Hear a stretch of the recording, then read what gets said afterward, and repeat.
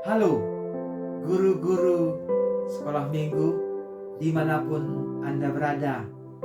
Jumpa kembali kita dalam sermon pedoman guru KKR GBKP tahun 2026 untuk edisi Minggu tanggal 9 Agustus 2026. Tema rendah hati. Nas Alkitab diambil dari kitab Efesus 4 ayat 1 sampai dengan 2. Demikian firman Tuhan. Sebab itu aku menasihatkan kamu, aku orang yang dipenjarakan karena Tuhan, supaya hidupmu sebagai orang yang telah dipanggil berpadanan dengan panggilan itu. Hendaklah kamu selalu rendah hati, lemah lembut, dan sabar. Tunjukkanlah kasihmu dalam hal saling membantu. Invokasio ayat hafalan Mazmur 37 ayat 11. Tetapi orang yang rendah hati akan mewarisi negeri ini dan bersuka karena kesejahteraan yang berlimpah-limpah. Penjelasan teks kitab daripada Efesus 4 ayat 1 sampai dengan 2 ini ditulis oleh Rasul Paulus dari dalam penjara untuk menasihati jemaat agar hidup berpadanan dengan panggilan Allah. Teks ini menjadi titik balik surat dari Fondasi Teologi pasal 1 sampai dengan 3 ke penerapan praktis mendesak jemaat yang majemuk untuk memelihara kesatuan melalui sikap rendah hati, lemah lembut, dan sabar. Peralihan teologi ke praktek 3 pasal pertama dari surat Efesus menguraikan bagaimana tentang rencana keselamatan Allah yang agung. Pasal keempat menandai transisi penting di mana Paulus meminta jemaat untuk mewujudkan kebenaran teologis tersebut dalam kehidupan sehari-hari. Keberagaman jemaat di mana kita bisa melihat jemaat Efesus ini terdiri dari latar belakang yang sangat berbeda-beda, dari budaya Yahudi dan non-Yahudi, bukan Yahudi atau Gentil, perbedaan adat, status sosial, dan masa lalu ini seringkali menjadi pemicu perpecahan dan konflik. Status Paulus dalam ayat 1, Paulus menyebutkan dirinya sebagai orang yang dipenjarakan karena Tuhan. Fakta bahwa ia menulis surat ini tengah penderitaan sendiri memberikan bobot emosi penderitaan, membawa emosi anal dan otoritas yang besar pada seruannya. Makna dari Efesus 4 ayat 1 sampai 2 adalah yang pertama, hidup berpadanan dengan panggilan. Ayat yang pertama ini Panggilan ini adalah anugerah Allah yang telah mempersatukan orang percaya dalam Kristus. Hidup yang berpadanan berarti tindakan dan perilaku jemaat harus mencerminkan anugerah besar yang telah mereka terima tersebut. Kedua, sikap pemilihan kesatuan itu di ayat kedua. Paulus memberikan 3 karakter utama yang mutlak diperlukan untuk menjaga kesatuan di dalam gereja. Yang pertama adalah rendah hati. Rendah hati ini adalah mengalahkan kesombongan yang sering menjadi akar dari perpecahan. Ini adalah dasar untuk menempatkan kepentingan orang lain di atas kepentingan diri sendiri. Yang kedua adalah lemah lembut. Ini menandakan bahwasanya pengendalian diri dalam merespons sesuatu sehingga seseorang tidak mudah marah ataupun bersikap kasar. Dan yang ketiga, sabar. Sikap menanggung satu sama lain, yaitu di mana yang memberikan ruang dan waktu bagi sesama Jemaat untuk bertumbuh di dalam iman. Renungan untuk guru. Sikap rendah hati yaitu lemah lembut dan sabar ini sangat perlu dilakukan oleh guru. Tanda bagaimana menunjukkan kasih karunia Allah telah mengasihi hidup seorang guru. Jadi, jadilah sebagai guru yang mencerminkan sikap rendah hati. Nah, pengalaman selama 40 tahun yang lalu, ya, saya selaku sebagai guru sekolah minggu, pernah orang tua bertanya kepada murid, mana kalian lebih takut kepada guru Sianu, maksudnya guru sekolah minggu itu ya, nama saya samarkan, atau kepada Tuhan Yesus? Lalu anak-anak sekolah minggu itu menjawab, takut kepada guru Sianu. Nah, di sini menjelaskan bagaimana seorang guru itu tidak mencerminkan sikap rendah hati. Mengapa sebagai guru sekolah minggu ya ditakuti oleh anak-anak? Ya, seharusnya sebagai guru sekolah minggu adalah ini adalah disenangi anak-anak, menjadi contoh, ya, menjadi pedoman anak-anak. Tetapi ini menjadi momok bagi anak-anak, ketakutan. Kenapa? Nah, saya pikir-pikir dan saya melihatnya langsung, memang benar. Ketika masuk di dalam kelas saja, wajahnya sudah mencerminkan bagaimana matanya yang tajam, ya, raut wajahnya yang menunjukkan sepertinya mau menerkam anak, begitu. Tetapi selaku guru sekolah minggu janganlah seperti itu. Selaku guru sekolah minggu, sikap rendah hati, bagaimana dengan ramah, masuk ke kelas senyum, jumpa dengan anak sekolah minggu dengan senyum, ramah, ya, tidak basa-basi, tapi memang betul-betul ramah. Inilah menunjukkan sikap rendah hati sebagai guru sekolah minggu. Yang kedua, guru sekolah minggu dan guru sekolah perlu dibedakan. Ya, guru sekolah minggu lebih murah senyum dan tawa. Ya, beda dengan guru sekolah. Guru sekolah artinya dia punya aturan dan peraturan. Ya, anak-anak mungkin bisa takut sama dia. Tapi guru sekolah minggu janganlah ditakuti, ya. Tapi guru sekolah minggu adalah disayang. Ya, karena sikap yang ramah. Nah, ini yang perlu kita perhatikan. Sikap ramah, ya, lemah lembut, ya, penuh kasih. Begitulah yang harus dilakukan sebagai guru sekolah minggu. Sekarang kita masuk kepada pengajaran bagaimana kita mengajar untuk di kelas balita. Di kelas balita, guru membaca Alkitab Efesus ayat 1-2 kepada anak, ya, anak balita.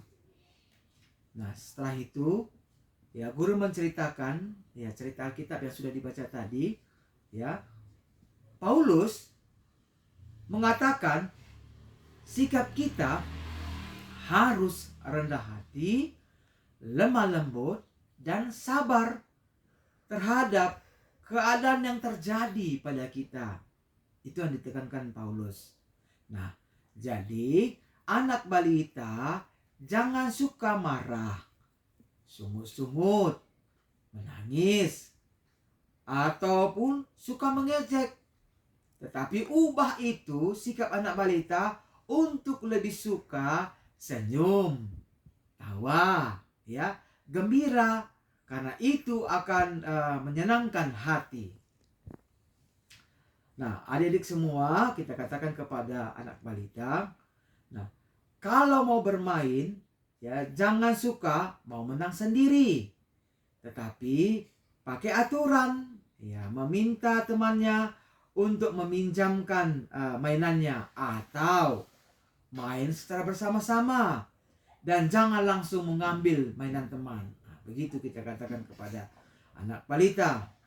Lalu, ya, guru mengajak untuk anak balita untuk membuat tekad dengan gerakan, ya, tekad dengan gerakan. Nah, katakan kepada anak-anak, kalau guru bilang nanti anak balita harus, nah, anak balita harus menjawab yang pertama ya dengan gerakan. Kalau guru bilang anak balita bilang, bukan guru ya, guru hanya bilang anak balita harus, nah anak menjawab rendah hati. Nah dengan gerakan, bagaimana dengan rendah hati? Ya tangannya seperti ini dan menunduk. Jadi rendah hati. Ya itu. Lalu yang kedua, lemah lembut. Ya tangan di dada. Ya baru ditumpukan. Ya itu dengan lemah lembut.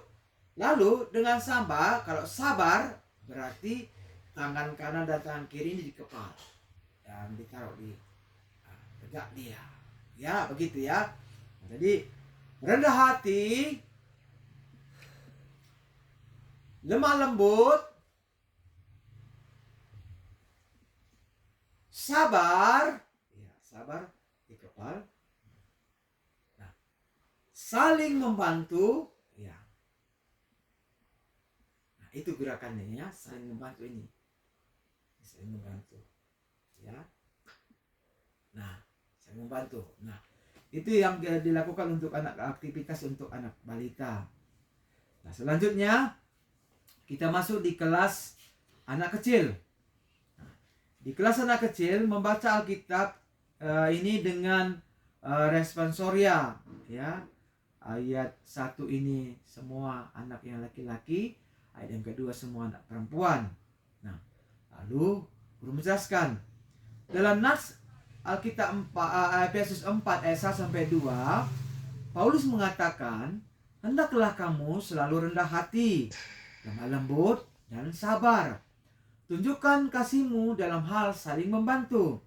Nah, kita katakan kembali lagi, rendah hati sesuai dengan tema kita, humility menurut Alkitab adalah pengenalan yang jujur akan diri sendiri di hadapan Tuhan. Itu pengertiannya, pengenalan yang jujur akan diri sendiri di hadapan Tuhan. Inti utamanya adalah mendahulukan Allah, menghargai sesama, serta bersedia taat dan melayani. Nah, ini yang kita katakan ya. Sikap rendah hati ya, ini harus ditunjukkan dengan berbagai sikap. Banyak ini sikapnya ya. Bisa dengan tidak sombong, tidak merasa tinggi hati ya. Tidak tinggi hati itu berarti tidak merasa dia lebih berkuasa, tidak. Ramah, mau berbagi ya, menghargai pendapat teman, tidak malu akan kekurangan diri ya, mau membantu orang tua, mau bergaul dengan semua teman, dia tidak membedakan yang satu dengan lain, tapi mau bergaul dengan siapa saja ya. Tidak pamer, maksudnya tidak pamer ini kalau ada barang-barang yang diberikan ayahnya ya, dia harus tunjukkan kepada teman-temannya, tidak seperti itu ya. Misalnya dia diberikan Tupperware yang baru, lalu dia tunjukkan sama teman-temannya, tidak usah seperti itu. Ataupun tas yang baru, tidak usah seperti itu ya. Tapi sama semuanya ya, bisa menghargai dan tidak merasa lebih hebat ya, tidak merasa lebih hebat ya. Ini yang kita katakan kepada anak kecil, bagaimana dengan sikap rendah hati. Nah, selanjutnya untuk anak sekolah minggu itu bisa mengingat akan sikap rendah hati di anak kecil, kita berikan penugasan mendaftarkan yang sudah dilakukan dengan sikap rendah hati terhadap beberapa tadi contoh yang sudah kita sebutkan. Nah, itu yang anak kecil di kelas kecil untuk menuliskan ya apa saja yang sudah dilakukannya terhadap dirinya ya. Artinya bisa tidak sama ini nanti semua ya, tapi ada beberapa nanti yang sama, tidak masalah. Tapi tidak semua jawaban itu adalah sama, tapi ada beberapa jawaban dari anak kecil itu ada yang sama, tidak masalah. Yang penting dia sudah melakukan bagaimana sikap rendah hati itu dari contoh-contoh yang sudah kita lakukan, yang sudah guru sebutkan. Jadi intinya guru waktu memberikan contoh sikap rendah hati itu ditulis di papan tulis ataupun ditulis ya satu-satu dengan secari kertas ya. Sikap rendah hati tadi ya, tidak sombong ya, mau berbagi, ya, mau menolong, itu ditulis satu-satu biar anak-anak bisa mengingat kira-kira apa yang sudah dilakukannya di kehidupan sehari-hari, supaya dia tahu, ya, apa yang sudah dia kerjakan dalam sikap rendah hati itu. Yang kedepannya dia bisa melakukan yang tadinya dia cuma bisa 3, tapi kedepannya bisa bertahap, bisa 5, 7 dan seterusnya. Ini yang mau kita harapkan dari anak kecil, bagaimana itu sikap dengan rendah hati, ya. Lalu kita masuk di kelas tanggung. Di kelas tanggung, membaca kitab Efesus 4 ayat 1 sampai 2 ini secara bersama-sama guru dan anak-anak. Setelah membaca kitab, lalu guru menjelaskan kitab Efesus 4 ayat 1 sampai 2 ini, di mana Paulus mengingatkan kepada pengikutnya untuk hendaklah kamu selalu rendah hati, lemah lembut, dan sabar. Tunjukkan kasihmu dalam hal saling membantu. Nah, kita katakan kembali, rendah hati atau humility menurut Alkitab adalah pengenalan yang jujur akan diri sendiri di hadapan Tuhan, dan inti utamanya adalah mendahulukan Allah, menghargai sesama, serta bersedia taat dan melayani. Itu adalah definisi daripada rendah hati. Lalu kita akan katakan kepada anak di kelas tanggung, sikap rendah hati yaitu, ini banyak sekali, ya. Jadi anak-anak coba lihat, ya, dalam kehidupan sehari-hari apa yang sudah dilakukan, ya. Bisa coba cek, ya, anak-anak, kita katakan kepada anak kelas balita ini, apakah sudah pernah dilakukan. Bagaimana sikap rendah hati itu?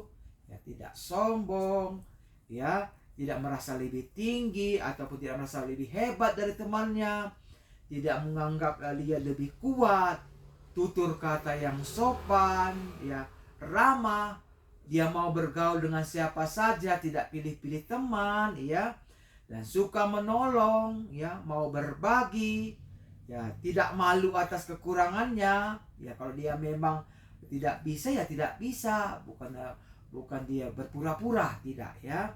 Lalu dia bisa menghargai pendapat orang lain, walaupun tidak sama, walaupun itu salah, tapi dia bisa menghargai pendapat orang lain. Nah, kira-kira ini, nah, anak-anak di kelas tanggung, yang mana yang sudah dilakukan? Itu bisa kita tanya jawab kepada anak-anak di kelas tanggung, yang mana saja yang sudah dilakukan.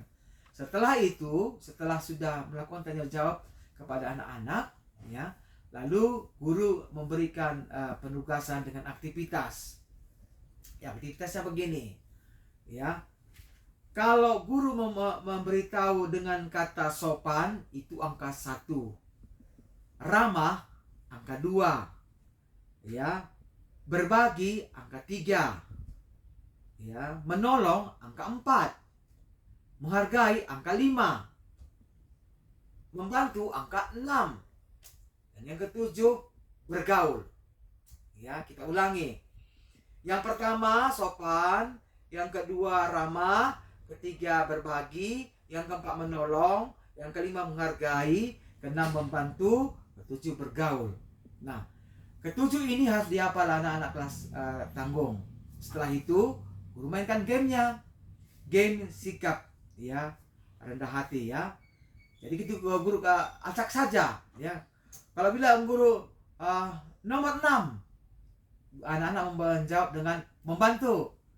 Ataupun nomor 1, sopan, ya, gitu, ya. Ataupun nomor 3, berbagi. Nah, itu yang diucapkan anak-anak. Apa tujuannya?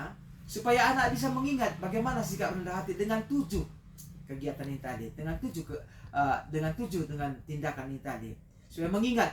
Nah, inilah dasarnya untuk bisa dikembangkan anak-anak.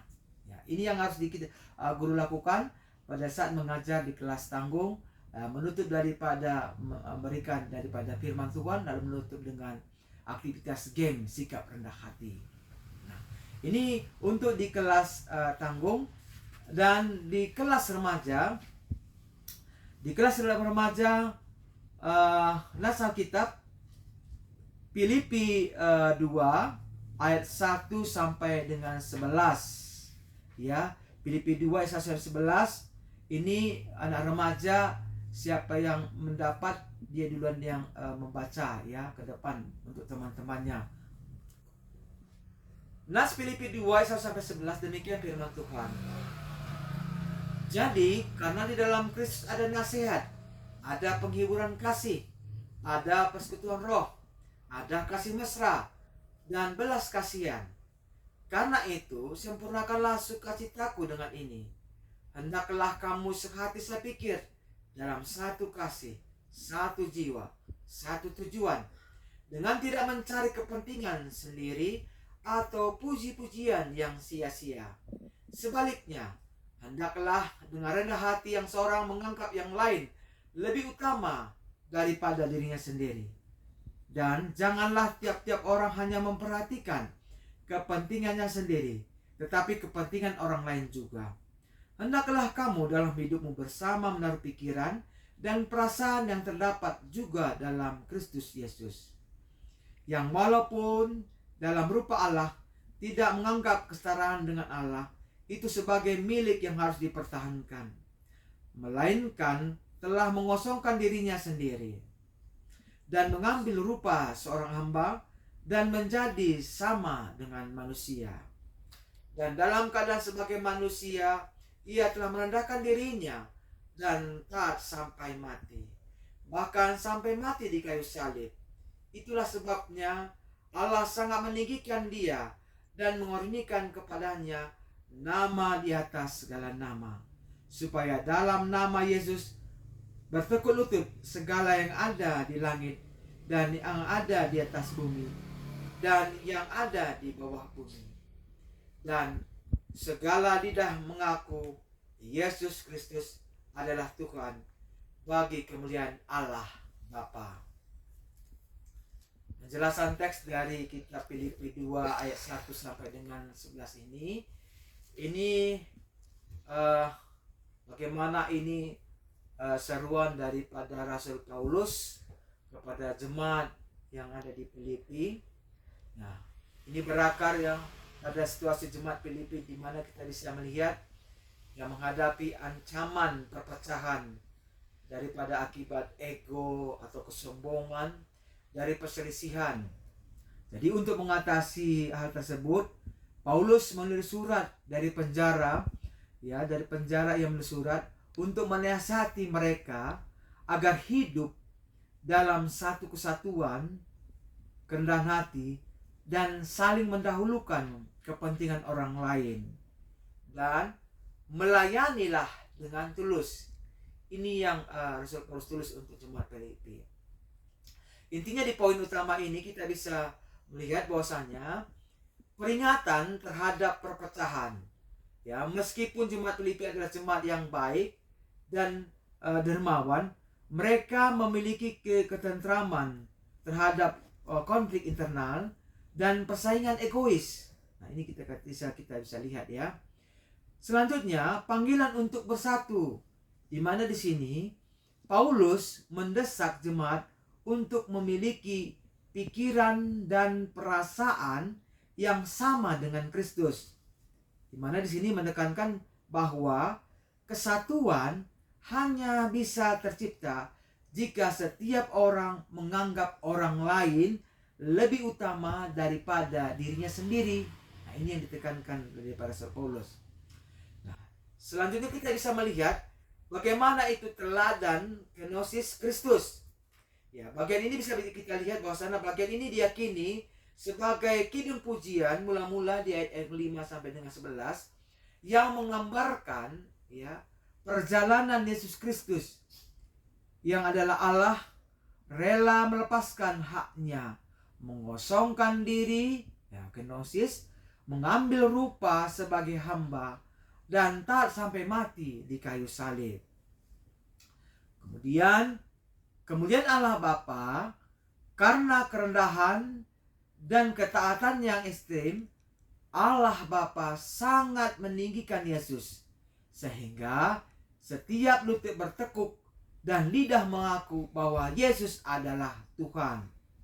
Lalu guru mengatakan kepada anak remaja, ini pengajaran kepada remaja, ya, bagaimana guru mengajarkan firman Tuhan kepada remaja di kitab Filipi 2 ayat 11 adalah yang pertama, ajakan Paulus kepada jemaat Filipi untuk meneladani Yesus Kristus. Ya, itu yang pertama. Lalu yang kedua, panggilan untuk bersatu dan rendah hati. Ini bisa dilihat dari ayat 1 sampai dengan 4. Di mana di situ Paulus meminta jemaat agar hidup sehati sepikir dalam satu kasih, satu jiwa, satu tujuan. Nah, kesatuan ini bisa dicapai hanya melalui kerendahan hati mutlak, di mana seseorang diminta untuk menganggap orang lain lebih utama dari dirinya sendiri. Yang menyatakan bahwasanya hal ini berarti umat tidak boleh dikuasai oleh egoisme ataupun kepentingan diri sendiri, melainkan harus peduli pada kepentingan sesama. Nah, ini yang kita katakan kepada anak remaja. Yang ketiga, kita katakan kepada anak remaja bahwasanya yang perlu diketahuinya, teladan kerendahan hati Kristus, Kenosis di ayat 5 sampai dengan 11. Ini bisa kita lihat bagaimana Paulus menggunakan Kristus sebagai standar teladan. Di mana standar teladannya? Yang pertama, pengosongan diri, Kenosis. Meskipun Yesus adalah Allah, dia tidak mempertahankan hak keilahiyahnya. Sebaliknya, ia rela mengosongkan diri dengan mengambil rupa sebagai seorang hamba dan menjadi sama dengan manusia. Yang kedua, ketaatan dan penderitaan, di mana kita bisa melihat kerendahan hati Yesus dibuktikan dengan ketaatannya yang luar biasa sampai mati di kayu salib. Dan yang ketiga, pemuliaan. Karena ketaatan yang sempurna, Allah Bapa sangat meninggikan Yesus dan menggunakan dia nama di atas segala nama, yang pada akhirnya segala ciptaan di surga, bumi, dan di bawah bumi akan bertekuk lutut dan mengakui bahwa Yesus Kristus adalah Tuhan. Nah, ini yang kita katakan kepada anak remaja kita. Jadi intinya di sini, ya, dengan tema rendah hati, bagaimana remaja itu betul-betul dia mau bersikap rendah hati, ya, meninggikan diri saja dan mau rela berkorban, ya, seperti Yesus merelakan dirinya, mengorbankan dirinya, ya. Ini yang kita katakan kepada anak remaja. Betul-betul dia, ya, betul-betul anak remaja ini rendah hati sama teman-temannya ini yang perlu diperlukan, ya, berkorban untuk teman-temannya dalam hal yang positif, mau membantu hal teman-temannya dalam hal yang positif, ya. Kalau membantu nyontek itu bukan hal yang positif, itu yang negatif. Jadi yang hal yang positif, ya, ini yang perlu dilakukan. Jadi intinya remaja itu bagaimana dengan sikap rendah hati, ya, sama contoh seperti Yesus Kristus ini tadi, dengan kerendahan hatinya yang merendahkan dirinya, ya, rela menjadi manusia dan mati di kayu salib untuk menyelamatkan manusia. Remaja juga mau, ya, seperti Yesus yang mau merendah hati, tidak sombong, tidak memikirkan hal-hal duniawi, tapi memikirkan bagaimana itu nama Tuhan semakin ditinggikan. Nah, ini yang kita katakan kepada remaja, supaya anak remaja ini pun bisa dengan sungguh-sungguh mendatangkan bagaimana itu kebaikan Allah yang sudah dia rasakan, dan dia pun harus memberikan yang terbaik untuk teman-temannya, untuk saudara-saudaranya. Ini yang kita katakan kepada anak remaja. Dan di menutup daripada firman Tuhan di kelas remaja, guru bersama remaja menyanyikan lagu Hati Sebagai Hamba. Nah, setelah menyanyikan hati sebagai hamba, lalu guru mendoakan semua remaja untuk betul-betul menjadi remaja yang ramah, remaja yang bijak, dan mau menjadi hamba untuk kemuliaan Tuhan Yesus Kristus. Nah, ini yang bisa kita sermonkan untuk pedoman pelayan guru KKR tahun 2026 untuk tanggal 9 Agustus 2026. Semoga ini bisa bermanfaat bagi semuanya untuk guru-guru sekolah minggu. Selamat melayani dan Tuhan Yesus memberkati.